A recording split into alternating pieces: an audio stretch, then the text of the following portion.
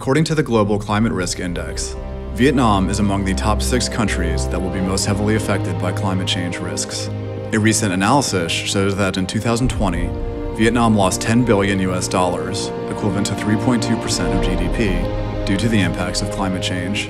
In 2021, the Vietnamese government bravely made a commitment to achieve net zero emissions by 2050 at the COP26 conference. Making a business transition to a greener economy has become a critical matter to achieving sustainable development goals in Vietnam. What are the challenges and opportunities for businesses when making this transition and leading the way?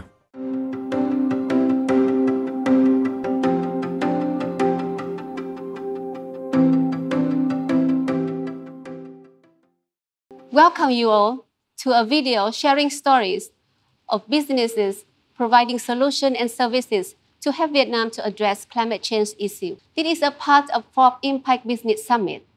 It is organized in Ho Chi Minh City on September 22nd this year, organized by Forbes Vietnam in association with Lean Center. So gentlemen, Vietnam is among few countries that is heavily affected by climate change risk. Actually, by some estimates, it's among 5 countries. However, we are very lucky that we still have a plan to move forward. And energy is among few sectors that is witnessing a very quick, fast change to a more sustainable practice. And today, it's my honor to have with me Mr. Nguyễn Dương Tuấn, CEO and founder of SolarBK, who have been in the industry in the last 20 years, and Matthieu Francois, partnered at Mckinsey Company. So, Mr. Tuấn, what do you think about this reality? The reality that Vietnam is facing a big risk in climate change, and what are the opportunities and challenges for a business who want to do good business at the same time can create positive impact to the world that we are living in? Thank you, Khổng Loan. Hello, Matthieu. I think that for me, this is a very great opportunity and for the business as well, because finally the government understands the importance of the climate change fighting. When I remember that when we started this company, like 16 years ago, no one really cared about this. So for business, even they want to move to the green energy, for them is very hard decision because there's no subsidies, there's no policies, nothing, and the capex is too high. So I think this is very good opportunities for business to make the right decision. There is not just only them, there's a lot of partners around that can help them as well. Because they see that it's a good business. It's not just, for the good cause. It's really a good business. So I think that for Vietnam, it's challenging, but it's great opportunities. So anh Tuấn is very positive for all the opportunities that we are having. But I guess Matthieu can also share with us the opportunity and the challenge as well. So first of all, thank you so much for having me today. Look, I agree with you that the context is changing a lot, right? And I think the realization that climate change is happening is contributing to creating an environment that is more favorable to those business opportunities. I think in the coming years, we will see 3 kinds of opportunities, right? The first one is straightforward, but a lot of companies will put more effort into cutting the energy they use or, being more efficient in terms of energy use, or even, moving to self-sufficiency with green solutions, right? So there is an opportunity to improve the energy bill in a way, right? The second thing is there are new markets that are appearing, right? And that are market for wind turbine, for electric vehicles, like things that didn't exist before and now will be very in demand because of the pace of the change, right? And I think the third thing, which is probably less positive at this stage, is that the market opportunities will probably not be enough to trigger the change that we need, right? So in parallel of that, there will be also a need to prepare a resilience plan and basically to shape the future, right? We have to be clear, right? Like just seizing the marketable opportunities is probably not enough to curb climate change.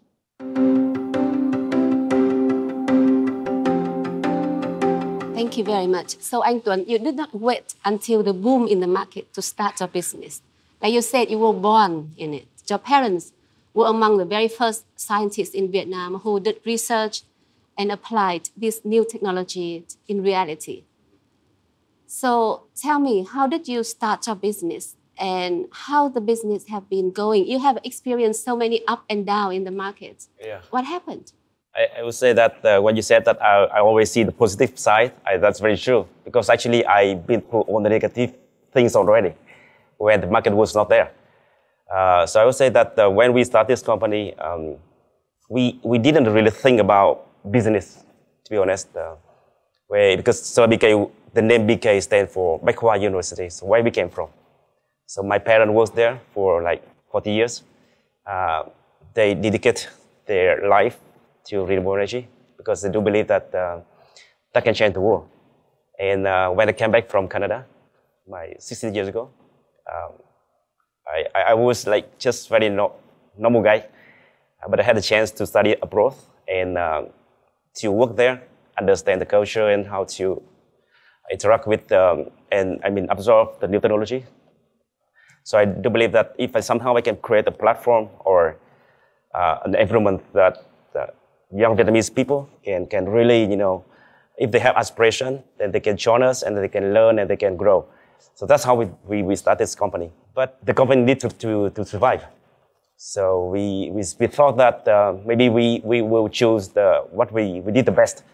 So renewable energy, solar and wind was that I think that we had a chance to win. So that's why we started this company. So it's quite simple. So like you said, when you first started the business, the perception of alternative power was not there. Nobody understood what you were talking about because the energy cost was subsidized. It was cheap by that time, and we didn't hear about the concept of climate change. What is the climate change at that time? Nobody would care about it, right? No, but not really. Fortunately, you did not quit. And that's why you are among the leader in green energy in Vietnam at the moment.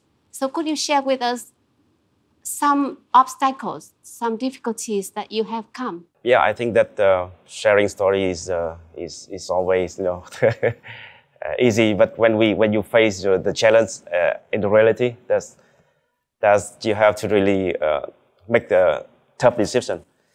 So when we start SolarBK, no one really cared about climate change or even energy saving was something very new. So that's why the Ministry of Industry and Trade, somehow they have the funds from Danida and they started some program to promote energy saving. And at that time, we thought that maybe solar was too expensive. PV solar at that time, it's 60 years ago, so by $5 per watt peak compared to now. So we talked with them and we said we believe that maybe thermal solar is more feasible to get people understand a little bit about alternative source, about solar.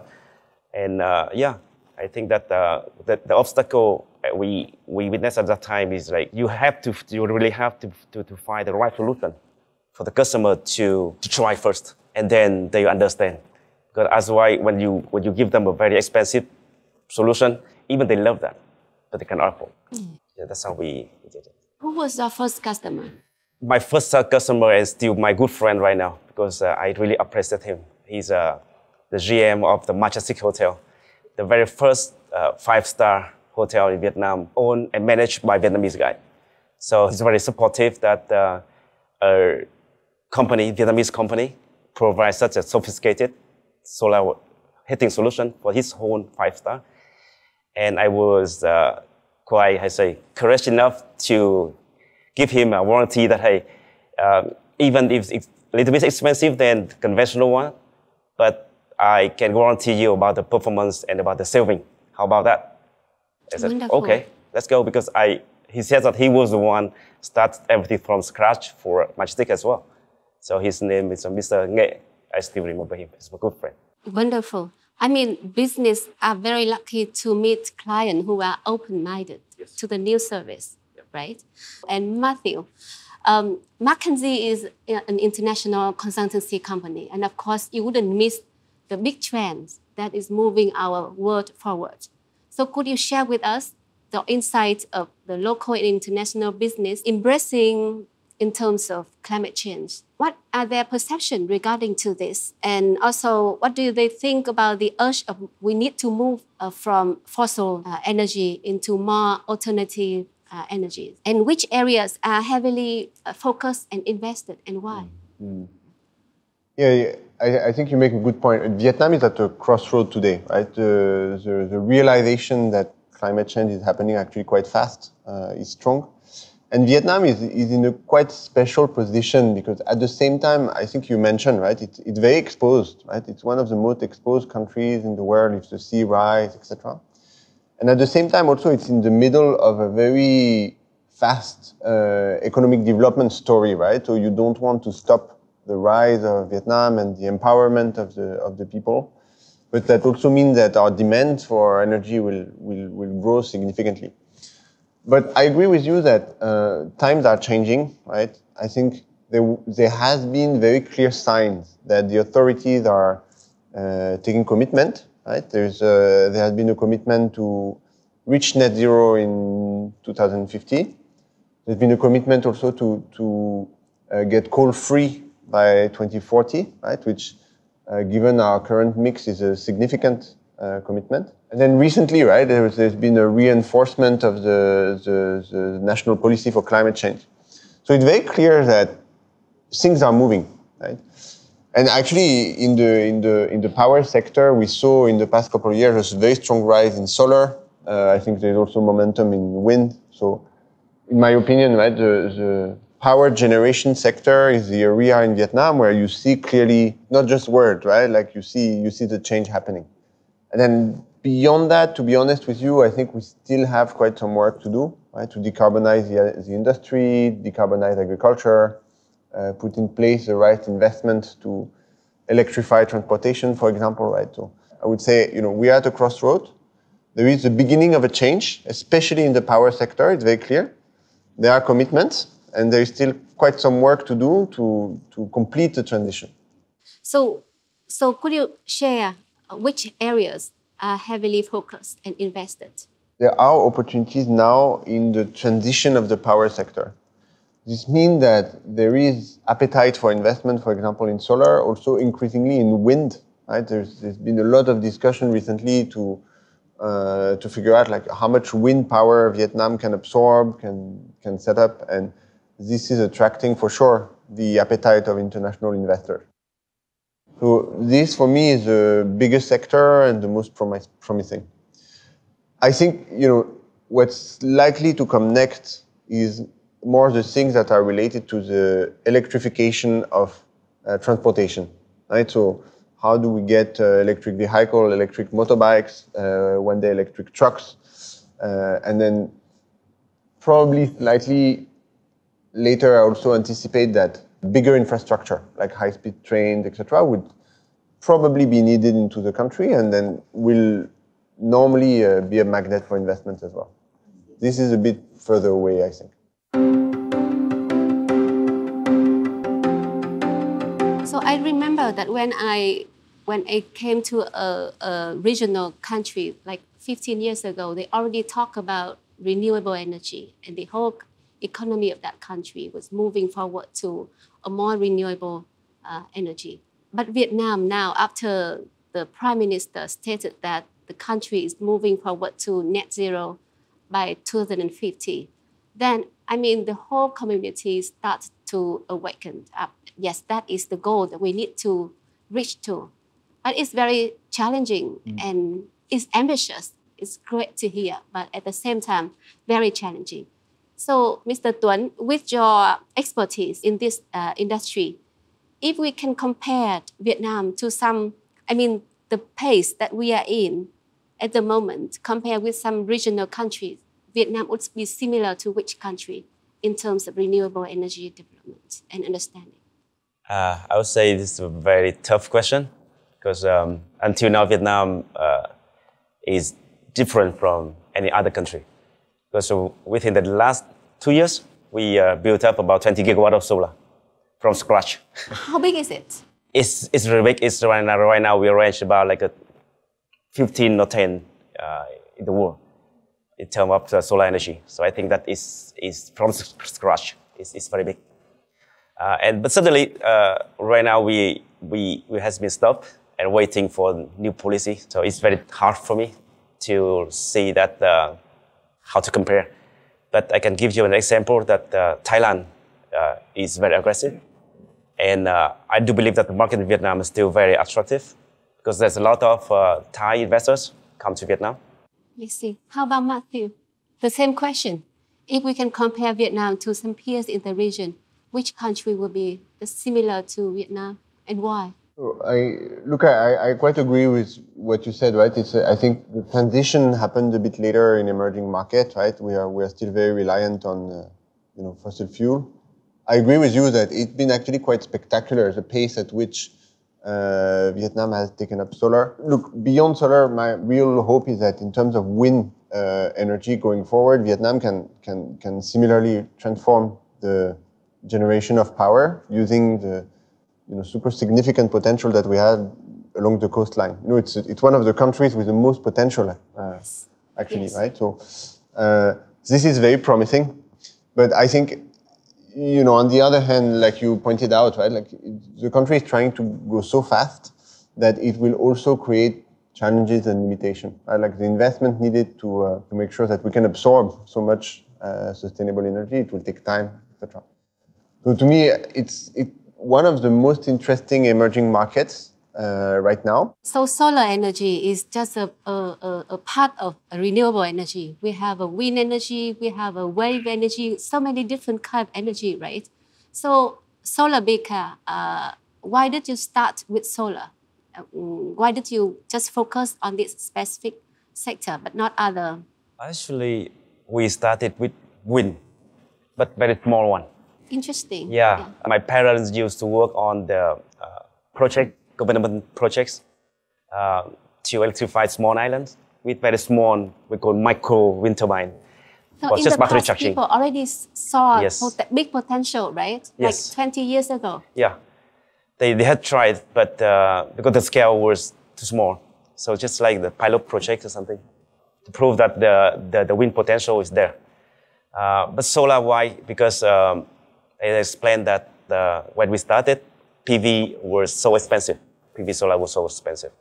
So we start with thermal solar first. And then after 10 years, suddenly the PV cost reduced very fast and sharply. And that make it more affordable for people. Yeah. And for SolarBK, we are not just, to be honest, we don't really focus on utility because it's too many political things. We do believe that renewable energy must sustain by itself, not rely on any subsidy. This is the only way that you can really spread and you can put renewable energy into the daily life. So that's why SolarBK, we focus on making it more affordable for residential, for business, not really utility scale. So what they are focusing. I see. So could you give us a glimpse of your scale of your company? How many people do you have and who are your clients? What is the biggest project that you have achieved so far? We grew up from 5 people and now we are about 400. 400? Yeah. And I think that SolarBK, we are not very big in terms of portfolio, but we have a big portfolio in terms of individual and businesses. We have more than 2,000 customers nationwide. So if we talk about a project or the achievement that makes you very proud until now, what would that be? That must be the project, microgrid project at the Spratly Island, we call Chiang Islands. So when I had a chance to talk with the Navy Command, and we proposed that why don't we just electrify the whole islands by solar and wind, by green energy, instead of using diesel genset. Yes, within just 1 year, we electrify more than 48 islands of Spratly Islands. And I still remember that when the Navy they were sitting on board of the ship when we're leaving the islands, and suddenly the whole island just lighten up like this, in the middle of the night, and for them they were just crying because there was just like their very first time starting from when they joined the army, that they saw their own islands, like in the middle of the sea.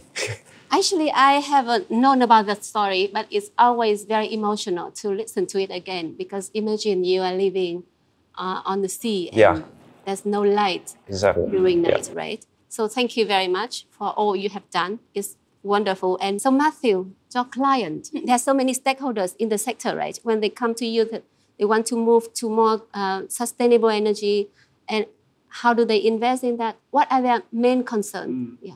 First, there is a direction which is to try to understand what's going to happen, right? Vietnam committed to net zero by 2050. How is it going to look like? How is it going to change the country? Because it's going to change so many things, right? So trying to understand what it takes to go to net zero, trying to understand also what it will cost, right? Because the cost to implement it is significant. I think our research shows, for example, that in the next 30 years, globally, we will have to spend about 7.5% of the GDP globally for 30 years just to finance the change to net zero. Right, so the first thing is really to understand what's going to happen. I think there is a second area where we help our clients is more to capture direct business opportunities. Right, so we discussed it before. There are business opportunities related to cutting your own emissions, right? So just consuming less, being more energy efficient. There are opportunities also related to capturing new markets. I think we discussed before. And then, beyond this, there is always the scope 3 emission, right? So it's scope 3 means a player trying to understand how they can influence the whole supply chain to decarbonize. So, for example, a car manufacturer, right, that would not only concern itself with his own emission, but what the car will emit for the whole life cycle of the car. More recently, for example, supermarkets, right, that would try to source product in a way that minimize emission. I think people know that the world is going to change and they have to develop contingency plans, right? So it's been part of our work sometimes to think over the longer term. Develop scenarios and try to see, what to do to be more resilient and to be prepared to adjust to the change. So those are broadly the areas where we help our clients.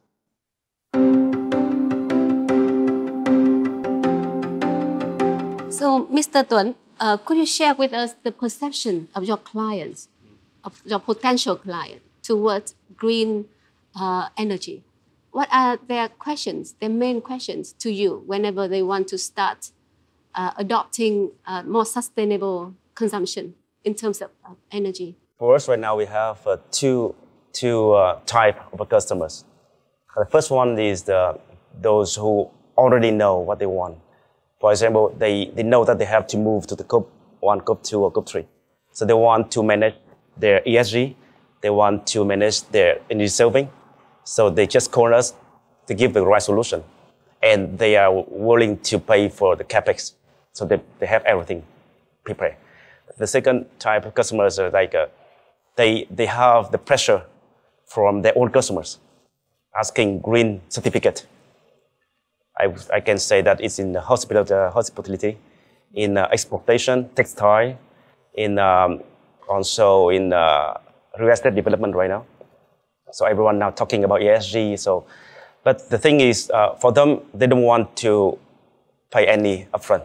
Somehow this customer demand, but they don't want to invest more for this. We have to develop a solution for them. So like they can go with the we call ESCO model, that we pay 100% capex for them, and we share the saving with them. So somehow we eliminate all the headache for the O&M of the system from them, so they can focus on providing the customer better services. And at the same time, they have the green marketing, they have the green certificate, they have the tax exemption from their customer or something. So SolarBK, we were lucky to get a lot of big customers, local brands to support us to build our references. So we started with Vin Group. Vin Group, they have decided to choose SolarBK and Solar ESCO for the solar rooftops because we are the only one who manufacture the panels in Vietnam. So somehow we share the same value. And until now, we have installed more than 64 Vincom more nationwide with them. So I would say that it's one of our strategic partners from the beginning. And after that, once we have quite good references already, we have CP Foods Vietnam to join us. We have Prime, and also we have the most important partners with Coticons. So we build something we call CTD Future Impact to focus on building more smart city, more smart resort, something to be net zero. Wonderful. So, Matthieu, from Mckinsey point of view, if Vietnam want to move to net zero by 2050, what actions the country need to do? So, I think there are four big types of things that need to happen. Right? The first one we discussed a little bit is the transition in the power sector. And this is very significant. Right? So maybe just to put things in perspective, right? Vietnam committed to net zero, but if we don't change anything, if we continue to function like we function now, because of the growth of our economy, the emission would double by 2050. Right? And by 2050, the power sector would be roughly 45% of this. So the first and most important thing we have to do in Vietnam is to transform the way we generate electricity. This is what we discussed a lot today, right? Reach something like 80% from renewable by 2050.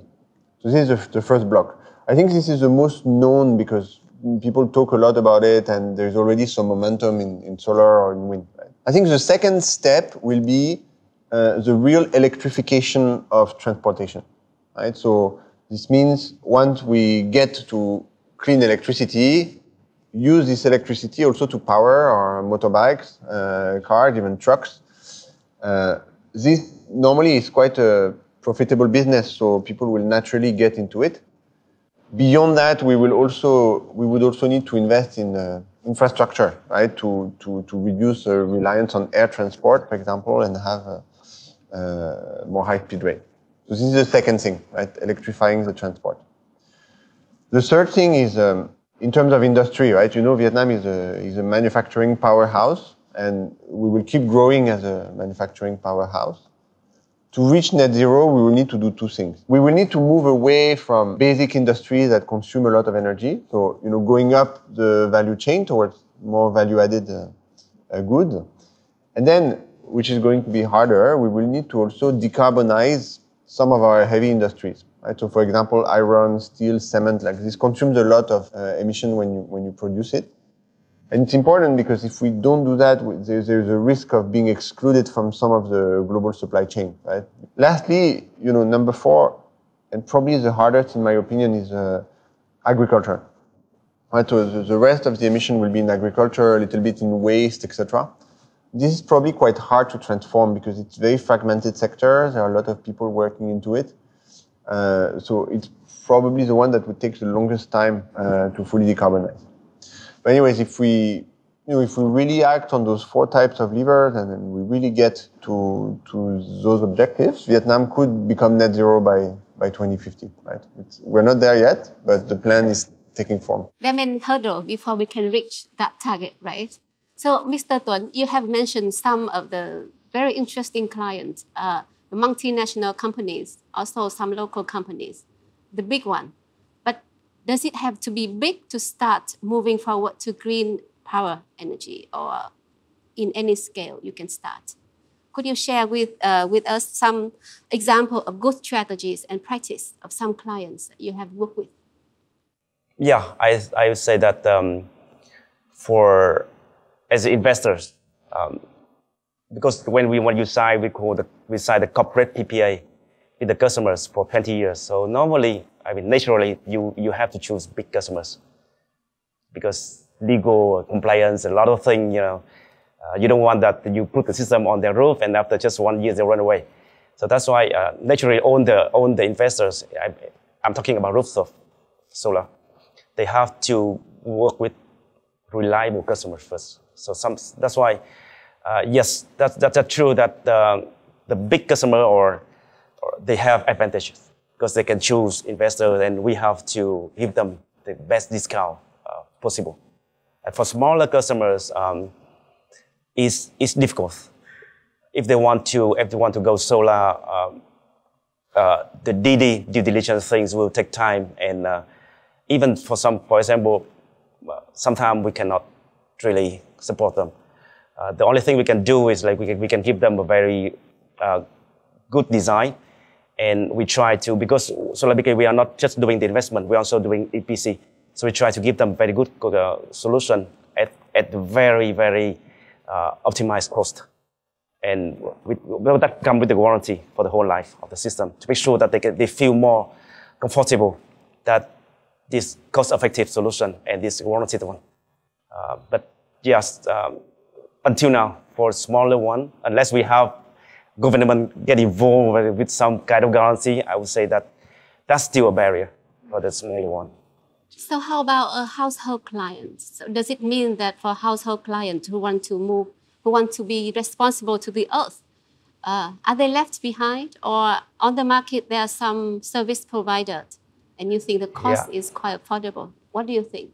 I think that for residential, this is a different story, because most of the residential household, they pay upfront. So, and right now, because the cost of the system is not very expensive compared to, you can compare to just a motorcycle price. But this lasts for 20 years, and you have payback time within just 5 years. So most of the customers, they don't really ask for financing. They can afford by themselves. So yeah, as I mentioned, that if you can bring the cost down, but the cost down come with the high quality, not just, to trade off, then customer can make decision by themselves. And at SolarBK, what we're doing is like, we see that the solar system is not just produce energy, but also saving CO2. But right now, all the small customers, residential, or even C&I customers, they cannot benefit from CO2 trading. If somehow we can build a platform and collectively gather on the CO2 and give them the additional revenues from that saving CO2. So customers can make decision even faster, because then now they have the saving on energy and they have additional revenues from CO2.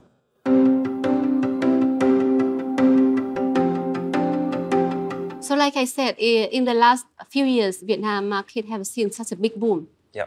But then after that, with the policy change, there's kind of a judgment. And now the market is still in kind of standstill. Everybody is waiting, right? That would create kind of difficulties for business to forecast what's going on next.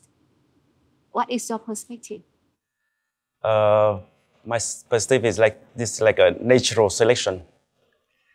Right now, those who can last is the real players, professional one, really commit for the long run, not opportunistic.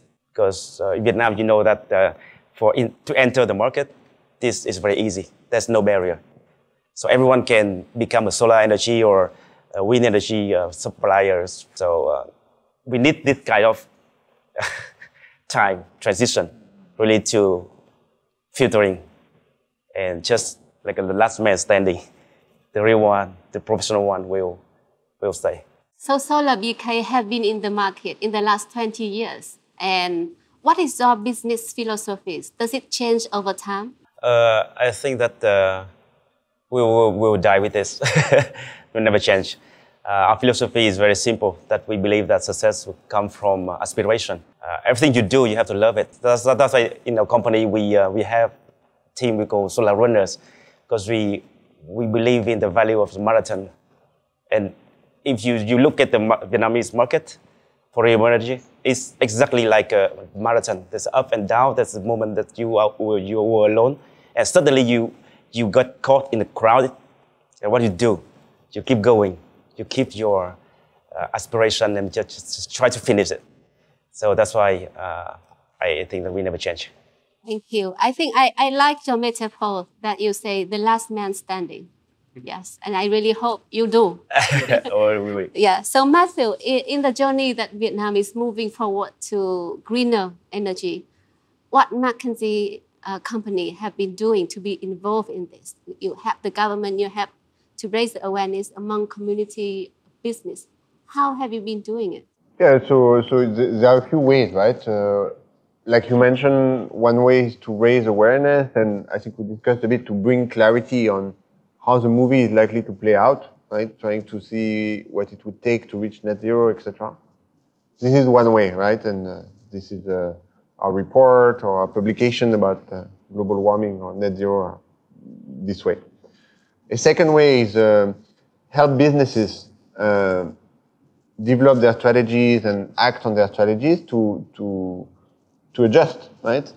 So there are simpler strategies, scope 1 or scope 2 emission, helping companies cut on their energy needs, helping reduce emissions, etc.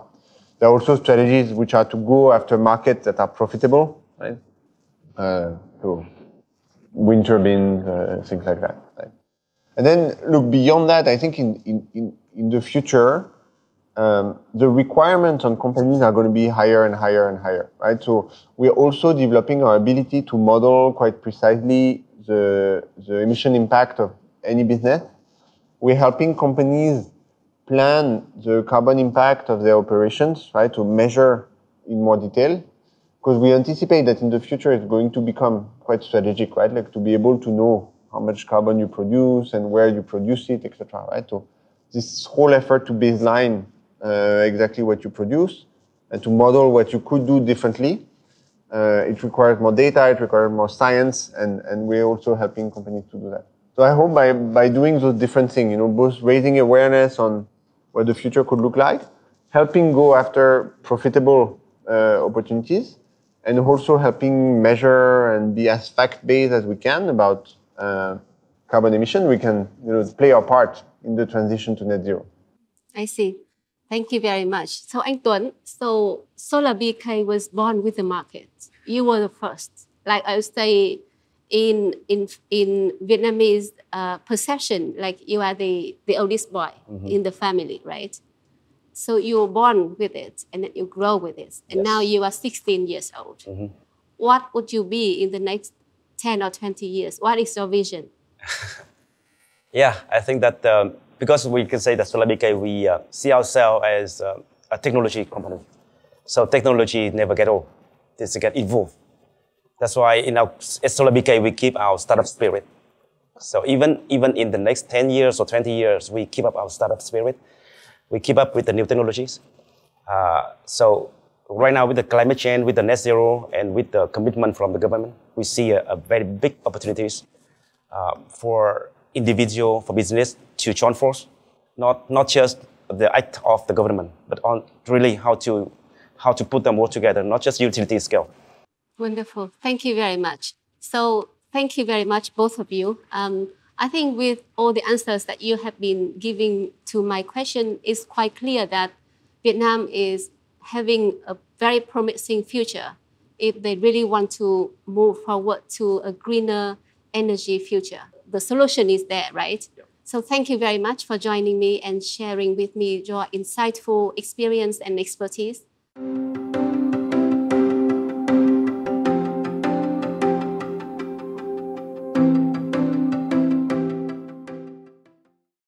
Thank you very much for watching the video. Don't forget to sign up to join Forbes Impact Business Summit, Business as a Force for Good. It is organized in Ho Chi Minh City on September 22nd this year. Thank you, and I look forward to seeing you all there.